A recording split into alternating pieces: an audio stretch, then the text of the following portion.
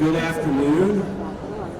It is my pleasure to welcome you all to this Health Innovations Pavilion. I am Todd Villines, cardiologist and the Chief Medical Officer at Elucid.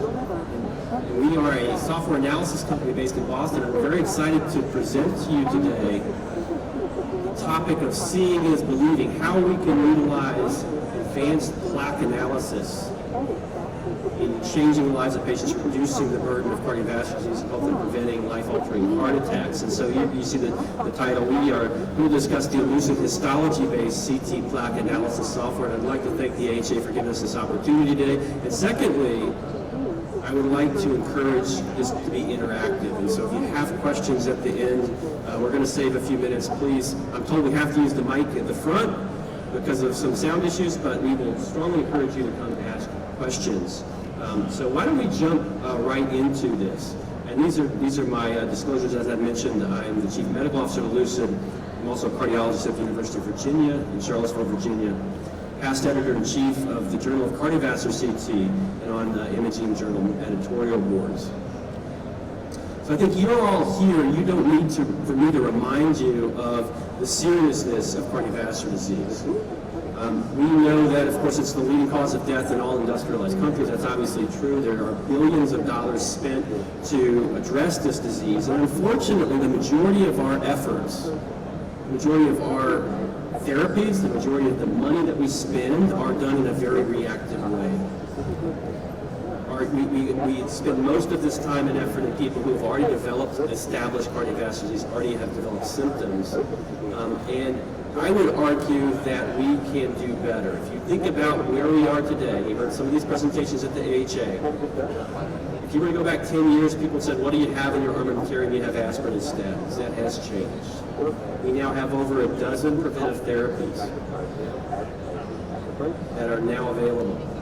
And the question, and in fact, what I would argue is that we as a field do not do a very good job of selecting the right patient for the right therapy. We are currently not tailoring our therapies and being truly precise and personal in how we address cardiovascular care. And I will make the argument today that it is through imaging. It is through atherosclerotic imaging, the actual disease that results in the majority of heart attacks and strokes in the United States. And it is through imaging that we can better select therapies for patients today. That we can truly do better. Now we're in the midst of a paradigm shift, and I think all of you recognize that we are transitioning from a traditional testing pathway that was founded on functional testing, things like stress echocardiography, treadmill ECG, SPECT, and nuclear scans, and that we are transitioning to an increasing utilization, and I would even argue a new standard of care in how we test patients who are symptomatic. This testing pathway is now founded on early use of coronary CT angiography. And the rationale for that is, again, the concept that we can do better. That functional tests, while they continue to have a role, that role will predominantly be in patients with known atherosclerotic heart disease. Patients who come in without established cardiovascular disease, we are seeing a shift to first-line coronary CT angiography. And the benefit of that is that, again, we can do better. We know that functional testing sends too many people to the cath lab unnecessarily. And it also misses patients with important and prognostically important coronary artery disease. And in fact, it's for that reason that we've seen a significant shift in guidelines. And so when we come back to this concept that we can do better, it's because we can in fact image the actual disease. And that is atherosclerosis. Our current paradigms focus mainly on detecting stenosis or ischemia, but it is in fact the detection, quantification, characterization of atherosclerosis. So the ideal testing strategy would give you a strategy that can do all of these things. Identify atherosclerosis, identify stenosis, identify ischemia in a highly accurate, cost-effective way. And we think that is really the future paradigm that we see, and that is what we would term tailored therapeutics. So fortunately, the guidelines have changed. This transition that I just described to you is now ongoing. So we probably got some trainees in the room, as far as your future imaging training. I see some nodding heads. I ran a cardiac CT training program for over 15 years, and so this is something that I would certainly encourage you all to consider. And the guidelines now recognize what I just described. So we know that a little more than a year ago, the ACC-AHA multi-societal U.S. guidelines made coronary CTA a Class 1 recommendation for first-line testing. This was a big shift. Think about the prior guidelines where CT was basically a test of last resort. This now aligns with European guidelines and guidelines in the UK. So all of the major guidelines that drive most of the care around the world now have advocated for a CT first strategy. I'm going to show you why I think they did that. They also use CT as a gatekeeper to the cath lab, recognizing that we send too many people inappropriately to the cath lab. And people who have equivocal functional tests, rather than reflexively sending them to the cath lab, using CT, we can do better in who we truly send for an invasive procedure. And then lastly, what was really important, for the first time, fractional flow reserve based on CT, static CT images, was prominently featured in the guidelines. If you think about that, this is one of the first times that an advanced machine learning-based enabled technology was featured this prominently in care guidelines as a Class 2A recommendation for patients with stenosis between 40 and 90%. That's in a proximal to mid-vessel where revascularization would be considered. So this era of atherosclerosis imaging is upon us. We're seeing this transition go on as we speak. Along with that is, of course, the fact that we're going to see a lot of plaque. And what has been recognized in study over study, we're just showing you here to the left-hand side, the importance of non-obstructive disease. And so if you think about what do functional tests not give us, it is that most prognostically important piece of information is, do you have the actual disease? We know that regardless of the degree of stenosis, the amount of plaque and the type of plaque you have carries independent prognostic importance. And that is why today, the recent CADRADS document states that every coronary CT should have some quantitative measure of how much plaque a patient has, as well as a qualitative assessment of high-risk plaque. Now, the problem with this approach, of course, is there's not a standardized way of doing this. So you can use a calcium score, you can count the number of segments with plaque. If you have any single plaque in your coronary, you get labeled as having a high-risk plaque modifier. There's no quantification put behind this approach. And this is where I think we as a society can do better. We now have tools that I'm going to show you from Elucid that can help us do better. So how are we different? So if you go around, you'll see there are other software analysis that you can find who promote the quantification and characterization of plaque. How is Elucid unique? How is Elucid different? Well, if you look at all of those other approaches, the way that they describe plaque, the way that they quantify plaque, is based on Hounsfield units, or CT density. They say, okay, we've got this much calcified plaque, or this much what we term low attenuation plaque using a threshold, and everything in between. And while that you might say, well, gosh, I read CTs, that's what we see. That's easy to do. The problem with that approach is that it lacks a biological basis. It simply is not how things in atherosclerosis truly are. We know that things like lipid-rich necrotic core, if you look under a microscope, has a variety of Hounsfield unit presentations. And by using these Stroop cutoffs, we simply miss the ability to best describe, or optimally describe biology, what's truly going on. And so, for example, I show you here lipid-rich necrotic core, the heterogeneity of Hounsfield units, things such as non-calcified fibrotic plaque, intraplaque hemorrhage, have a variety of appearances on CT. The bigger problem with this is not only is that approach not biologically based, but how you do the CT scan significantly influences the Hounsfield units you measure. So for example, this is data showing that the intracoronary attenuation, how much contrast you have in a vessel, will significantly influence how much low attenuation plaque you measure. And so the problem with this approach is the significant variability in this measurement technique. It's highly influenced by how you scan. The KV you choose, the contrast density in the coronary significantly influences these measurements. And we simply can do better, I think, in how we approach and describe plaque. So how does Elucid try to address this problem? how does it quantify? How does it quantify? And importantly, how does it characterize the plaque that you all see on coronary CT imaging? And so we're going to go back and walk you through how this technology was derived. And what we're showing you here is one of the earliest studies. This is a relatively small study, a proof of concept study. And Elucid said, can we do better? Can we actually train a machine learning model to replicate what a pathologist would see?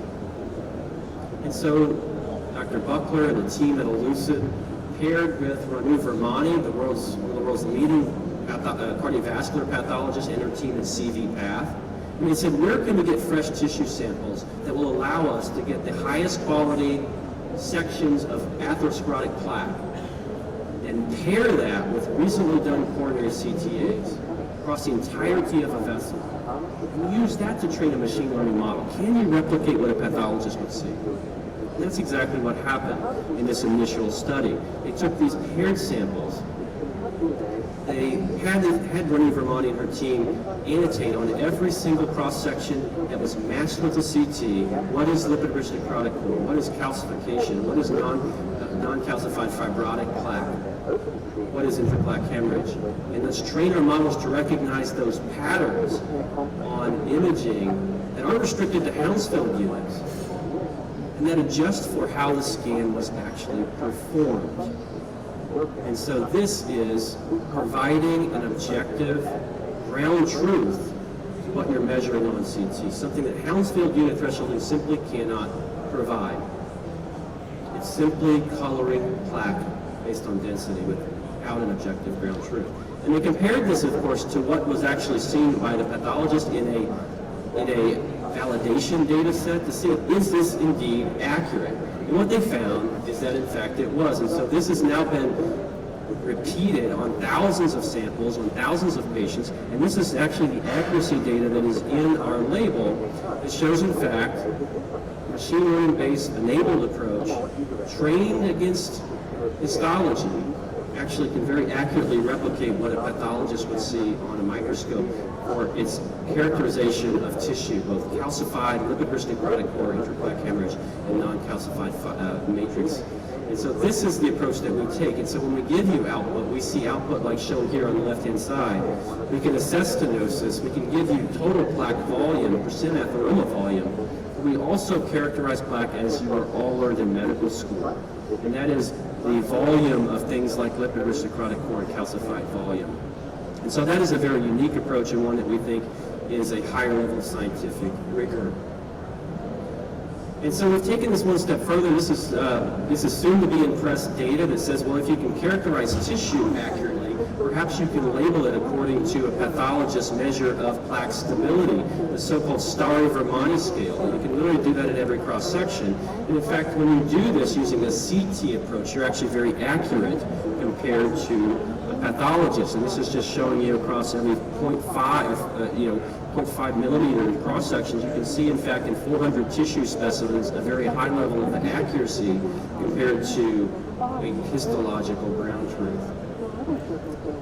Well, the question is, well, you train this in carotid samples. These are carotid endarterectomies. How does this perform in the coronaries? And in fact, I can tell you, after looking at hundreds and hundreds of these analysis myself, as well as the data that I'm going to show you, that it performs very well. This is a study that was presented at the TCT by Christos Borantis Group, one of the leading intravascular imaging centers in the world. They looked at 100 vessels and looked at whole vessel Mears IVUS compared to coronary CT. And what you can see in the top right-hand side is very, very high degree of correlation and accuracy for total atheroma volume and percent atheroma volume compared to a Mears IVUS gold standard, and you'll see this hopefully soon in press as well. And this can also be utilized as a measure of disease progression. This could be in patients who have had drug therapy, or in patients who have had serial CT scans. This is data. This is by Nihal Mehta's group at the NIH in cardiovascular imaging that looked at patients with psoriatic arthritis who were treated with a biologic anti-inflammatory therapy. Not only did their skin lesions improve with this therapy, but they saw plaque regression on this therapy using the Elucid analysis. When this analysis was performed with a Hounsfield-based software, there was no signal that they could detect due to noise. I'm going to shift gears, and I've shown you how the software characterizes and quantifies plaque and how it was validated. And I'm going to shift to FFRCT. And I mentioned the guidelines which strongly endorse the use of this technology. And this goes back to the Credence trial. This was a trial that I was involved in with Jin Min and Duk Jae Ching. And it asked the question, can the amount and type of plaque in the arterial wall, the health of the vessel, if you will, can that predict invasive FFR? And if you think about it fundamentally, the vasodilatory capacity of the coronary artery is directly related to the disease in that wall. We know that computational fluid dynamics is one approach to assess this. This is a well-proven approach. It's been the guidelines. This, of course, relies on the lumen boundary, but does not consider the degree and amount of disease in the wall. And this has been shown in Credence, and in fact, if you look at a comprehensive plaque model, you can actually predict invasive FFR as well as using computational fluid dynamics. And others have shown this both recently and several years ago as well. The vasodilatory capacity can be predicted based on the amount of disease. And so what I'm showing you here today, this is data that will soon be in press, hopefully within the next 1 to 2 months. This is a 5-site multi-center validation study that assesses the Elucid FFRCT analysis. So I'm going to walk you through this briefly. And so this is some of the study design with a typical machine learning approach. There was a training data set. This consisted of a disparate 3-site population, 407 vessels. It was a per vessel analysis. And these were patients both with significant disease as well as no significant disease. So that we captured the spectrum of disease encountered in clinical care. And this was then put to the test in a validation study of 337 patients in 337 vessels in 302 patients, all of whom underwent the gold standard of invasive FFR. This was done in a blinded fashion, so the Elucid analysis, the Elucid FFRCT was done in a completely blinded way relative to both the clinical CT reads as well as the invasive FFR or invasive coronary angiography results. And so these are the data. And these are I'm very excited to show you.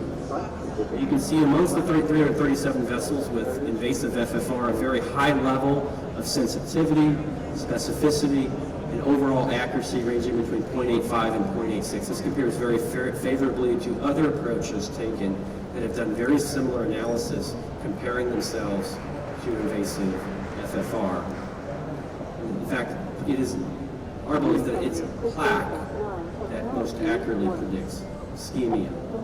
This is just an example of why we think this is an interpretable way of presenting the data. This is just simply showing you a single vessel for simplicity, but this shows you the LAD on the left, the curved multiplanar reconstruction.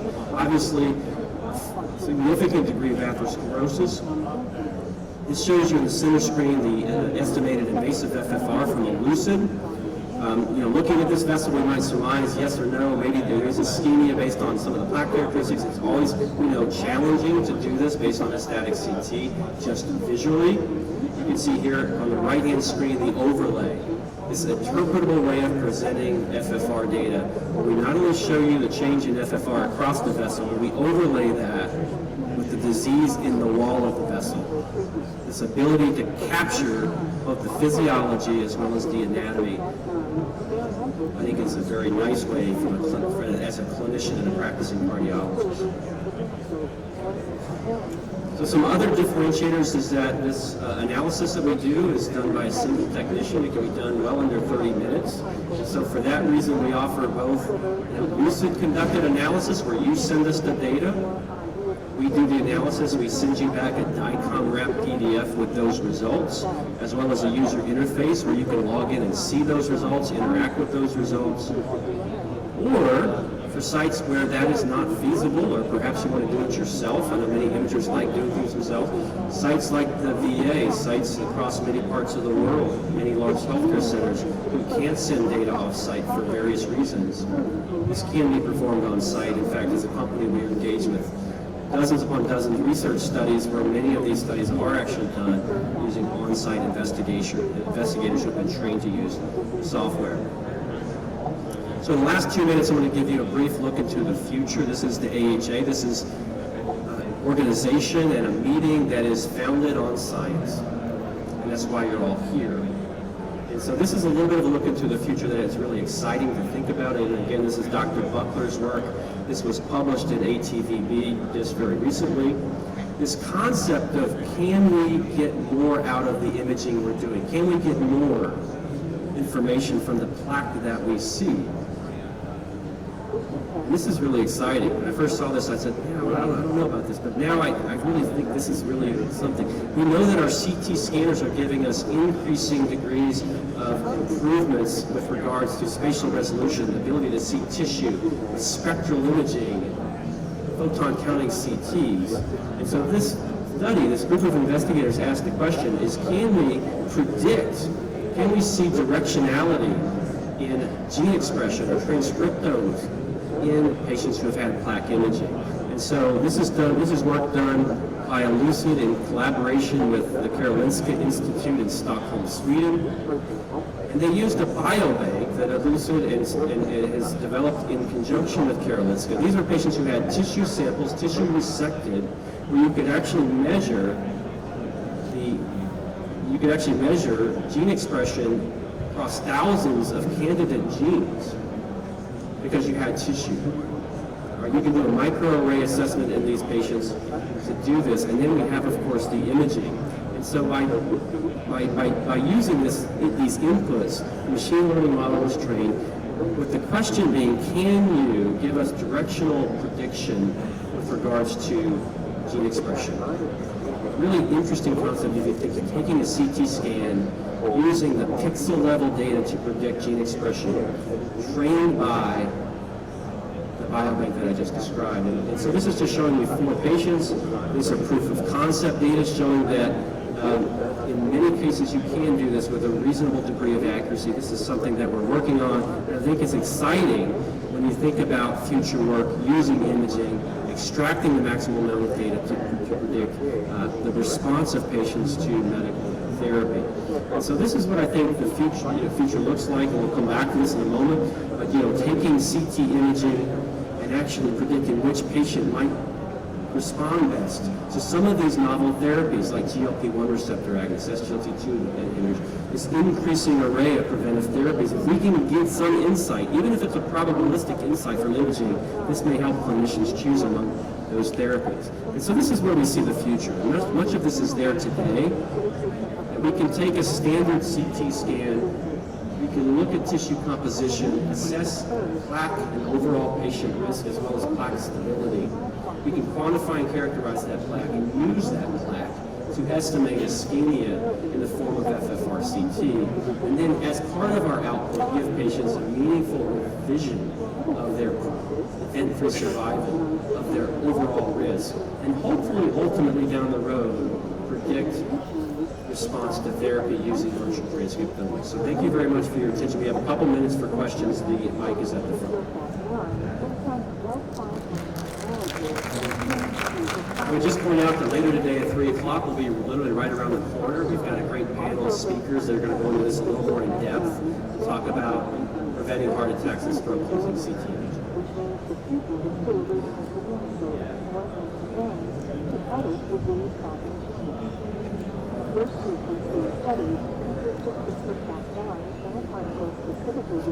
We're about out of time, and I know that this mic is up front, so it's don't be shy. But if you have questions, I want to encourage you. I'll be sticking around afterwards. I'd love to talk with you.